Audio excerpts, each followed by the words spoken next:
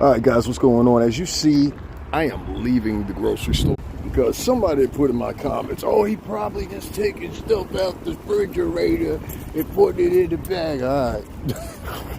Crazy, man. That's why I said, yo, I ain't gonna be up here asking for Cashapp. I ain't doing none of that.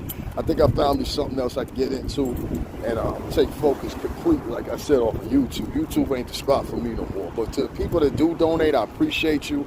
If you haven't donated and you're not contemptuous or, you know, trying to be nasty or whatever, the hashtag is $STRINGERBELL80. I mean, would you show up to your job if you wasn't getting paid? I'm just saying. So to the person that donated $30, I want to tell them thank you. You see where your money was spent at. When I get to the house, I'll show you completely what I got or whatever. But thanks, sis. I appreciate that, man. You see, there's guys out here that are being honest and trying to make a living here, you know? Talk to you guys later. Hit up